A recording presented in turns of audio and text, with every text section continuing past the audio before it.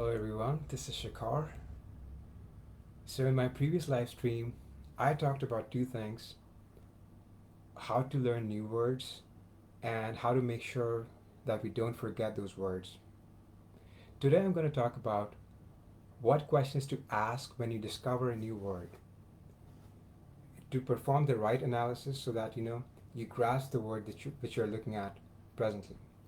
Because oftentimes, if we are loose with our words the first time we meet them, we tend to forget them. So the first thing you have to ask yourself when you discover a new word is, what part of speech is that word? What part of speech does that word belong to? So all the words that you're going to learn will belong to the open word classes, which means either they're nouns, verbs, adjectives, or adverbs. So when when that's the first question you ask yourself, you immediately are able to focus on the meaning and what function that word plays in your sentence. The second thing you might want to look at is the definition.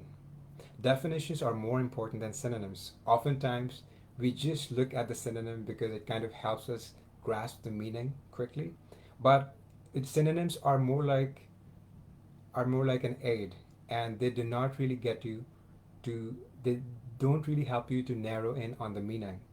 If we really want to grasp the meaning of a word, we need to be able to define that word in our own words.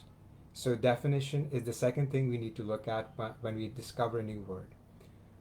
And the third thing is looking at the history of the word. When you analyze the root, does it have a Latin root, Greek root, or has it been loaned from another language? That really helps you get the context, how the word was used initially when it was brought to use, and now how has the meaning evolved. And when you do these three things with a new word, it really gets you engaged with it, and you're able to get a feel of the meaning. And then it becomes a lot easier when you start using it in your own sentences. And and there are other things as well. You can look at the spelling, the pronunciation. So that is the first part when you try to understand the structure of the word. The second is when you get down to the meaning, is when you ask yourself what part of speech the word belongs to, and the definitions, the synonyms, and the history of the word. Now, initially, when I began working on my vocabulary, besides reading and listening to content, I also used to spend a few minutes each day on certain workbooks. It was more like solving a crossword puzzle. So it was more out of a hobby that I did so. I was not trying to appear for some exam. But initially, when I began, the whole process turned out to be so much fun that I did it every day. So I would like to make some suggestions, so workbook suggestions that have helped me tremendously to build my sizable vocabulary. And it's really a good start. It'll get you to look at words in a completely new light, and that's what I have in mind when I make these suggestions. So the first book that I like to suggest, it's a workbook, by the way. These are full of exercises. It's not just stories and stories. It has a lot of routines that you need to play along if you want to absorb those words. And these words have been categorized under different contexts. So keep that in mind. So the first book is 30 Days to a More Powerful Vocabulary by Wilfred Funk and Norman Lewis. I hope you can see the book. And this was the first book that I started working on. It was like 15 years ago when I was 16, a little over 16. So this really helped me, it really helped me get the momentum going. Whenever I used to read the newspaper, it really helped me understand the complicated words. And surprisingly, I was even using those words in my own dialogues. So it improved my comprehension, it improved my learning, it improved my communication. So this really got me going. Another popular book by the same author, Norman Lewis, is Word Power Made Easy. It's quite a popular title among a lot of study circles. It's called Word Power Made Easy. Hope you can see it. It's a pretty old book. It was published in the 1960s, I think.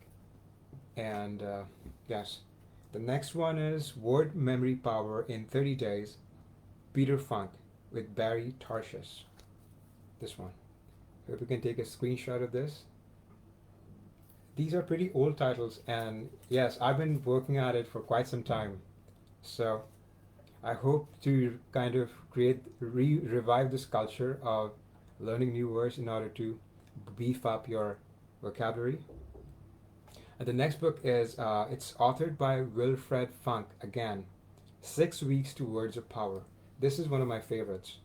It really introduces you to some serious categories of words, which which I wasn't aware of, but they packed a lot of momentum, especially when it comes to certain contexts.